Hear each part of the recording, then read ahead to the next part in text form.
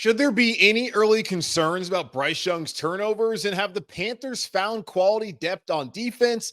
I'll tell you that right here on Locked On Panthers. You are Locked On Panthers, your daily Carolina Panthers podcast. Part of the Locked On Podcast Network. Your team every day.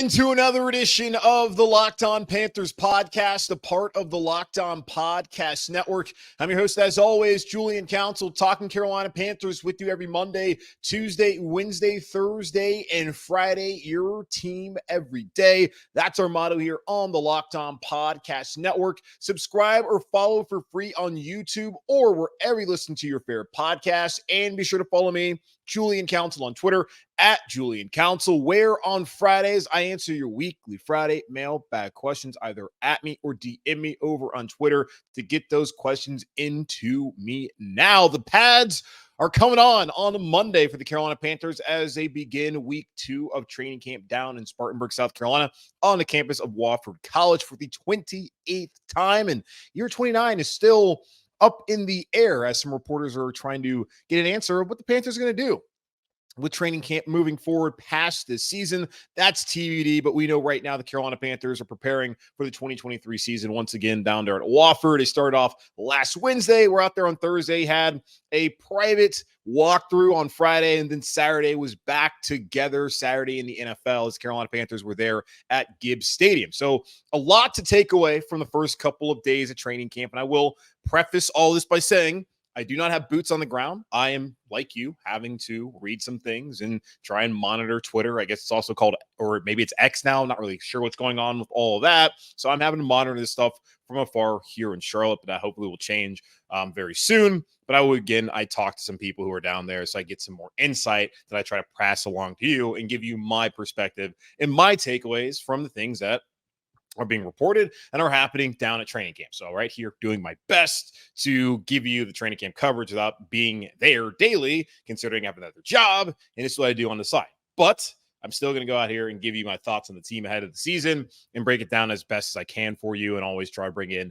people who are right there, boots on the ground, can give you the best perspective as possible here on the show. But Bryce Young, so far, it looks like it's been up and down as far as performance goes over the first 3 days where the public has been there to view his practices and his performance as the Carolina Panthers starting quarterback, something that Frank Reich came out on Wednesday and did not allow for anyone to wonder whether there's a competition or not, because there's not, and there never was going to be, saying that Bryce Young, yes, he is our QB1. Day one, according to the folks out there who have charted his throws, which is always funny how we get to this part of the year and you got football back and it's really just practice and people are charting throws and maybe getting a little too excited or dismayed by some of the things that they see that are being reported. But day one, apparently Bryce Young was 9 of 12. Of course, this is unofficial, 9 of 12. Day 2 was 6 of 9 with an interception to CJ Henderson. More on him later. And on day 3 on Saturday was 10 of 15 with another interception. Of great play, according to the reporters out there, by Shaq Thompson. He's had his ups, he's had his downs. He's thrown some really accurate throws. The guys like DJ Chark, who's made a great reception on Saturday. He's also overthrown some guys that have been wide open. And that's just kind of the ups and downs of a rookie quarterback learning a new system and taking the reins as officially quarterback one here in Carolina. So I would say for anyone who out there is maybe concerned by the interceptions, I don't think that's something to really be all that concerned about. Now, if it's like a daily thing, which it's been the last 2 days, though we don't know what he did on Friday as that was a private walkthrough, but the last 2 public practices on Thursday and Saturday, he's thrown an interception, and the miscommunication there was on one of those with CJ Henderson, who has been a standout so far. And again, we'll get into him momentarily. And then Shaq Thompson apparently made a good play. And it's one of those things where defensively, we think the Panthers are going to have a pretty good defensive team. So if they're intercepting a rookie quarterback in Bryce Young, who's still coming in, learning the offense and has been the official starter for about 3-4 days now, I don't really feel like there should be that much concern at all. Like, here's breaking news for y'all. Bryce Young is going to make mistakes. He's going to turn the football over at some point in time during the season. Like, it's going to happen. And it's not going to happen just once. It's going to happen a couple of times, because that's just the nature of the position and just the nature of starting a rookie quarterback in the NFL. But from everything that I've read and heard from him when watching his press conferences, Frank Reich's not concerned about it. Bryce Young's not concerned about it. He's just going about his business, taking it day by day, being process oriented and not getting overly concerned about some of the mistakes. Now, yes, you want to clean those up. You cannot have a rookie quarterback who's going to go out there and can hold back your offense. And really, as I've said throughout the show since he's been here in Carolina, that, Panthers are pretty much going to go as Bryce Young takes them this year offensively. And the hope is that he will be much better than what we've gotten out of the position the last couple seasons from Sam Darnold and Baker Mayfield, PJ Walker, and Teddy Bridgewater, who honestly the last 3 years has been the best quarterback the Panthers have started. And even then was not good enough for anyone out there, especially the owner, David Tepper, who wanted the Panthers to move on, which led to the quarterback merry-go-round that we went through the last 2 seasons here in Carolina. Bryce Young is here to stop that. And I think Bryce Young so far has done a lot of encouraging things from things that I've seen and the things that I've read, and I would not be overly concerned at all. And here's the deal, too. It's so early, and if he's going to make mistakes, you would want them to happen now. It's just in a couple weeks, like when the Jets come to town for the joint practices, and if he's making the same mistakes, then maybe you get a little bit concerned because, hey, you're entering week 3, the final week down there in Spartanburg, and you're still seeing some of the same things. But if he's able to clean those up, this week and then going to next week and then going into the preseason games, and the turnovers aren't as much of a concern if they are one right now, that's the positive. Because overall, it looks like he's been accurate. 9 of 12, that's 75%, 6 of 9, that's 66%, 10 of 15. Again, that's 66%. He's being accurate so far. So the accuracy, there's no concerns there. Yes, sometimes overthrows guys. That is what every quarterback has done at some point in time in their career, whether it's in practice or in the game. And in 2 turnovers so far with the interceptions, it happens. Good plays by the defense, miscommunication. That's something that can be cleaned up. So far, everything that I've read and heard about Bryce Young is that he has shown great leadership so far. He's been accurate. And yes, there's been a few mistakes, but nothing to really be all that concerned about through the first couple of days of training camp down there in Spartanburg. And the hope is that he'll be able to clean those up over the next couple of days and weeks heading into the 2023 season, where he will be, again, the quarterback 1 for the Carolina Panthers. Now, the Panthers are looking for some depth, particularly on defense, where at corner on the outside, there's concerns going into the season. Even at linebacker on the inside, if something happens to Jack Thompson or Frankie Louvu, there have been concerns about what the Panthers might do. Well, those concerns may be assuaged after what we've seen over the first couple of days of training camp, as CJ Henderson, Keith Taylor, and Kamu Grugier-Hill have all been standouts early on. Have the Panthers found their quality depth pieces on defense? We'll talk about that here in just a moment on Locked On Panthers. But before we get there, take your first swing at betting Major League Baseball on FanDuel and get 10 times your first bet amount in bonus bets up to $200. That's right, just bet $20 and you'll land $200 in bonus bets, win or lose. That's $200 you can spend betting everything from the money line to over/under to who is going to homer first in the game that you're watching, all on an app that's safe, secure, and super easy to use. Plus, when you win, you get paid instantly. No waiting around. That money is right there in your FanDuel account. There's no better place to bet on Major League Baseball than FanDuel, America's #1 sportsbook. So sign up today and visit FanDuel.com/lockedon to get up to $200 in bonus bets. That's FanDuel.com/lockedon. FanDuel, official partner of Major League Baseball. I think if you look at the Carolina Panthers' first 22, you feel pretty good about the starters. I think you feel good about Bryce Young, considering what the quarterback play has been the last couple of years and how he's projected to play and perform in his rookie year. You feel good about the coaching staff and what they're going to be able to do with him. I think you feel pretty good about your starting wide receivers. DJ Chark's been a Pro Bowler before. We've seen Adam Thielen, who had 700 yards receiving last year, Minnesota, have multiple 1,000-yard receiving seasons in his career, and physically looks like he's in really good shape. I think you feel good about Hayden Hurst. You feel great about Ike Ekwonu, who's taking that next step there at left tackle, Taylor Moton at right tackle, center Bradley Bozeman, and you feel good about Brady Christensen at left guard. And in the interim, Cade Mays at right guard. We'll see how that goes, but I'm not overly concerned about his ability to be able to not be a weak link on that offensive line heading into the season. And Miles Sanders is a solid back. So you feel good about that first 11 offensively. And there's players like Laviska Shenault, who so far has been used all over the offense, whether it's been in the slot, out wide, or in the backfield. You got some good chess pieces on offense, and you feel good about the starters there. And I think there's some decent depth as well offensively. Defensively, Shai Tuttle, Derek Brown, Henry Anderson, No concerns there really on the defensive line with those first guys. Brian Burns, love him at edge rusher. Now on the other side, I would guess it'd be Marquis Haynes. You don't necessarily love that starter, but on the inside at linebacker, Frankie Louvu, Shaq Thompson, feel great there. Jeremy Chin in the nickel at a big nickel, could play safety. They need him to. Von Bell, been a captain the last couple of seasons in Cincinnati, really good player. Xavier Woods has been great for the Panthers since he's been here. Then Dante Jackson and J.C. Horn, when healthy, you feel good about it. So when you look at the first 22 for the Carolina Panthers, like their starters, you feel great. And offensively, I think there's probably more depth than there is defensively, which is a concern heading into the season. At least it was a concern heading to training camp and still may very well be.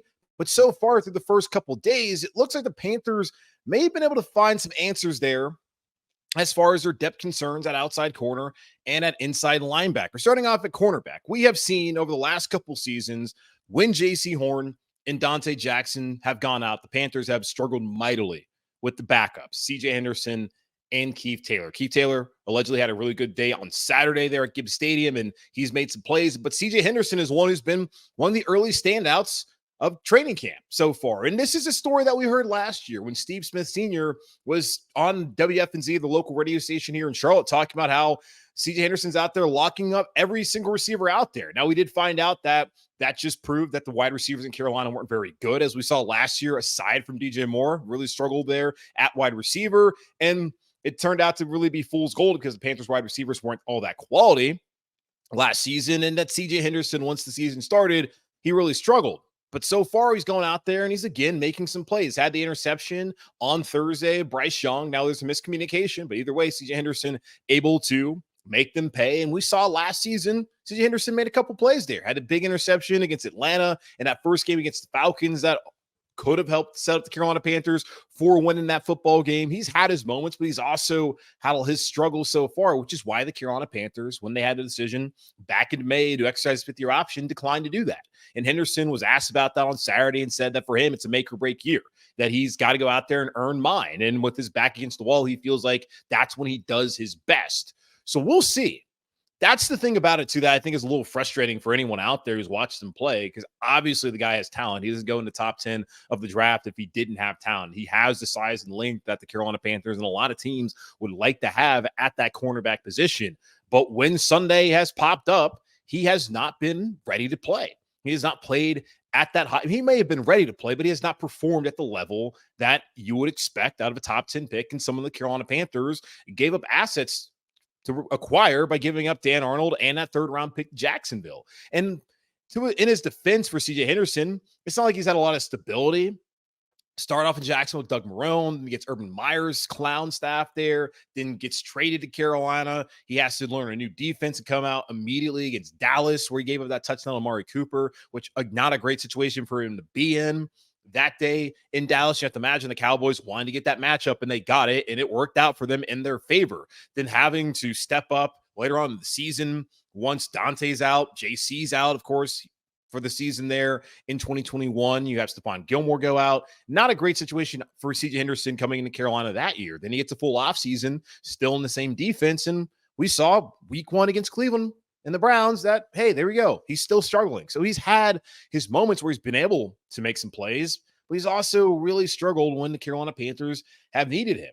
And we have done this whole song and dance before, like I said last year, where all the reports out of camp was that he was looking great. I remember doing a show talking about, can C.J. Henderson be the reason why the Panthers go from good to great? If you can have 3 corners in Dante, in JC, and C.J. Henderson, who you really trust, and have 2 guys who are in the top 10 of the draft in their respective classes, and another guy who's a veteran who was a second-round pick in Dante Jackson, that would be a great trio for the Carolina Panthers. But that has never really worked out, whether it's just been the lack of performance and also the availability of Horn and of Jackson. So C.J. Henderson, it's good to hear so far that he's playing well, that he has a chip on his shoulder, which really the chip is on his shoulder because he put himself in the situation by not performing well enough. And yes, the situation has not been perfect, but you have to be able to overcome that. And my hope is that with Jonathan Cooley now, the cornerback coach in Carolina, and D'Angelo Hall, who of course has played a position at a very high level in the NFL and not too far removed from it. He's as the assistant cornerback coach here, and being in a scheme, this 3-4 scheme under new defensive coordinator Ojero Vero, that allegedly is very friendly to secondary players, that we can see the best version of CJ Henderson. Like, it's time for him. And contract years, as we know, are typically undefeated. So we'll see if CJ Henderson can live up to that. And if you think about it long term, the Panthers really do need CJ Henderson to step up. They need to have a potential long-term number 2 to JC Horn. And I think that when the Panthers traded for him and they came out and said that this is a move for the future. Now, when you looked at when they did it, it didn't feel that way, even though the Panthers had conversations with Jacksonville back in August of 2021 during training camp to try and acquire his services. As it appeared, he was on the outs there in Jacksonville with Urban Meyer and his new staff.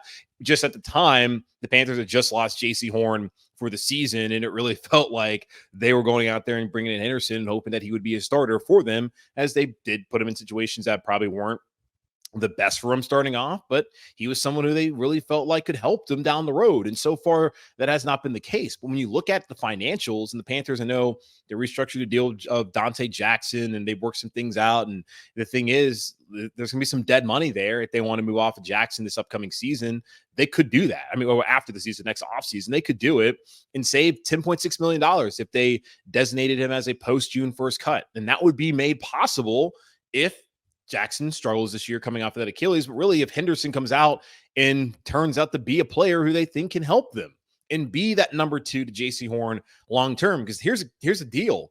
If Henderson doesn't play well and Dante struggles, the Panthers are probably looking into the draft next year or maybe free agency if there's a good quarterback market out there to try and bring in a starter.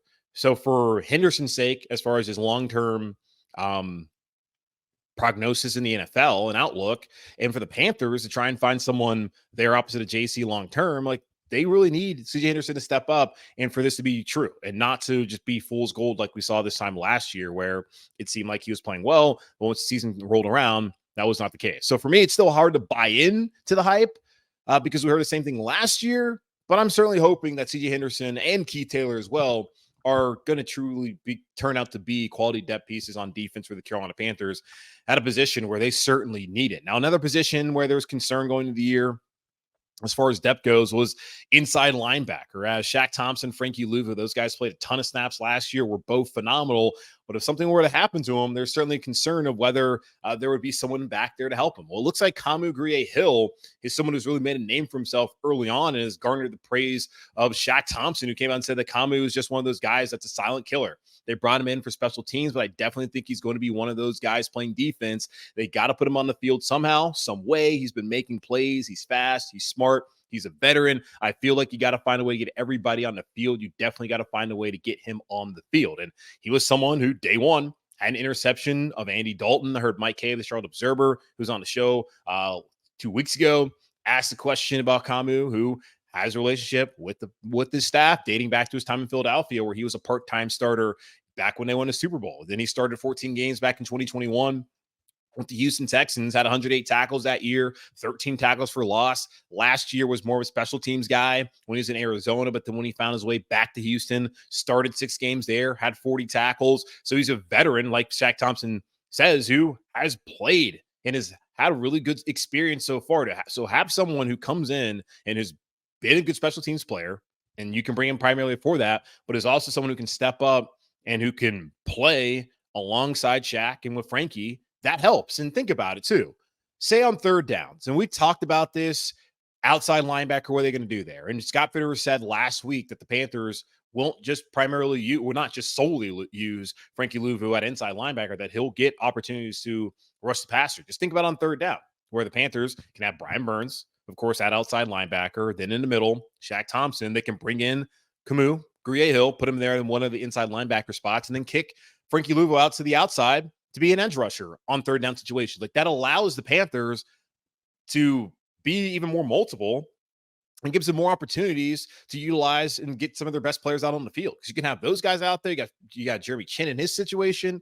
That can only help the Carolina Panthers moving forward if someone like Kamu Grugier-Hill turns out to actually be someone who can help them defensively and can step in and get some serious snaps there out inside linebacker. So really good to hear the development of that. CJ Henderson, Keith Taylor, in a defense that definitely needs to find some quality depth pieces, because if some guys go down, which has been the case the last couple of seasons, it did not look like it would be a great situation for the Carolina Panthers. But hearing about Henderson, Taylor, and Grugier-Hill and what they've done so far in the early part of training camp, that's certainly encouraging for everyone out there who's hoping to see this team turn around and bounce back and potentially contend in the NFC South this fall.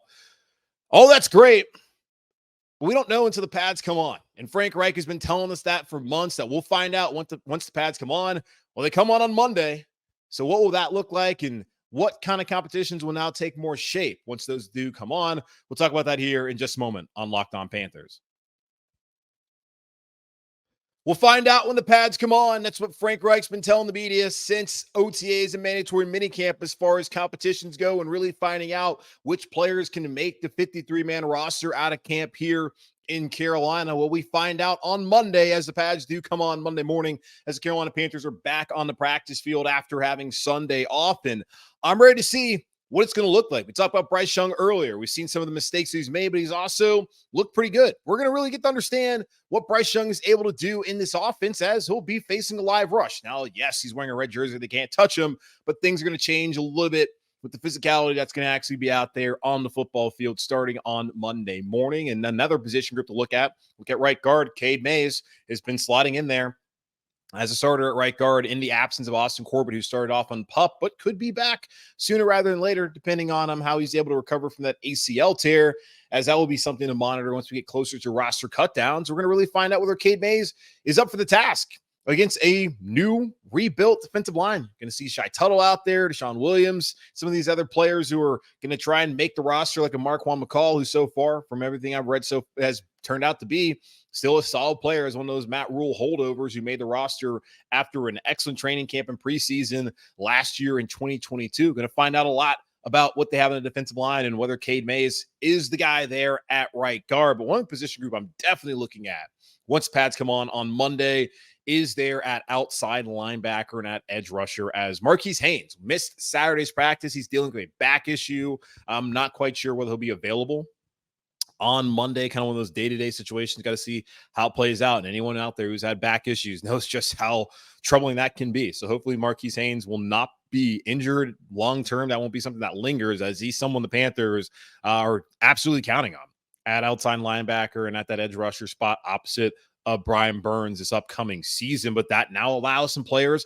like DJ Johnson, who so far has not really made any splash plays. It's kind of hard to do that when you don't have the pads on, can't really be all that physical there at that edge rusher spot. Yetur Gross-Matos also right there on the roster bubble, going to try to make an impact. Going to get to see how he's able to diagnose defenses there at outside linebacker, and also if he can stand up in that position and get after the passer. So we'll see how that works out. Kobe Jones, who at Mississippi State is somebody who has made an early impact, has had a couple sacks, at least would-be sacks had he actually been able to touch the quarterback. He could be a beneficiary of Marquis Haynes' absence, as he'll get some opportunities to step up there, maybe even run with the ones and be someone who can get after the passer. So that's a position group, absolutely, I'm looking at seeing how they perform once the pads are on. Like Bryce Young, that one, pretty obvious. Pads come on. How does he handle the live fire, live bullets of, as much as it can be during training camp? And Cade Mays, as I mentioned, playing at right guard, going to need to see the physicality there from him. Nash Jensen, the kid out of North Dakota State, he also got some opportunities. So we'll see what that offensive line looks like and that rebuilt defensive line looks like once the pads come on there as well. But yeah, outside linebacker right there on the defensive line, Cade Mays, Bryce Young, those are the spots I'm really looking at once the pads come on Monday morning. Roster update. The Carolina Panthers made yet another move. They had waived Marquez Stevenson last week. Apparently had a little foot issue that popped up during the conditioning test, which he was still able to pass. And then he did not practice on Wednesday. The Panthers decided to waive him. They brought in Javon Wims, who is a former Georgia Bulldog. He spent the majority of his career up with the Chicago Bears, and he's now here in Carolina. And the Panthers decided also to make a move on Friday as they waived running back Tyon Evans out of Louisville. And then on Saturday, they signed a fourth quarterback in Jake Luton, formerly out of Oregon State, played and started a couple of games a couple of years ago in Jacksonville with the Jaguars. He was out there on Saturday in camp wearing the number 16 for the people out there who want to get a Jake Luton Panthers jersey, if that's something that you would like to do. But Jake Luton, it makes sense too. This is something that Frank Reich had alluded to way back in the spring when the Panthers decided that they wanted to waive Jacob Eason, who just so far has not really proven to be an NFL caliber quarterback in the opportunities he's gotten in Indianapolis and Seattle, now here in Carolina. Not quite sure where he's at, if he's anywhere currently. But Luton, it was pretty solid Oregon State and got his opportunity to start.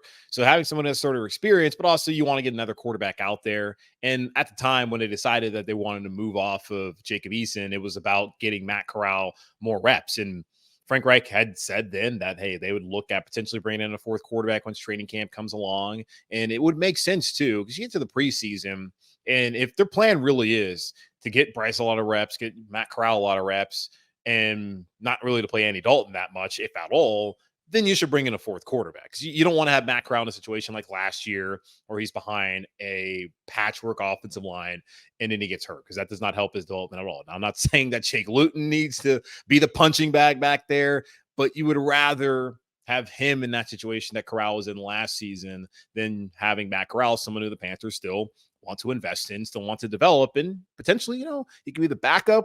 Long term, he could be someone that the Panthers could use as a trade piece later on in this preseason and throughout the rest of this training camp if he turns out to be someone who the teams out there might want to look at. So it makes sense, I think, bringing in a fourth quarterback. Bryce is going to get his reps. Matt's going to get his reps. And, Andy Dalton he'll be out there as well. But it's not like the Panthers are all that concerned about what they're going to get at Andy Dalton, because they know what they're getting out of Andy Dalton. But now this allows Young and Corral to get their reps, but also not to get overextended, particularly Matt Corral, and then to bring someone else in, Jake Luton, who could be an interesting piece there as a backup quarterback because of what he's been able to do in the situations when called upon in the NFL. So that's where we are as Carolina Panthers are heading into week 2 of training camp down there at Wofford, and the pads are coming on Monday morning. That's going to wrap up this edition of the Locked On Panthers podcast, a part of the Locked On Podcast Network, hosted by yours truly, Julian Council. Again, y'all subscribe or follow for free on YouTube or wherever you listen to your favorite podcast. And be sure to follow me, Julian Council, on Twitter, or I guess it's called X now, at Julian Council, where on Fridays I answer your weekly Friday mailbag questions, either at me or DM me to get those questions into me now. But in the meantime, be safe, be happy, be whole. As always, keep pounding, and I'll talk to y'all on Tuesday.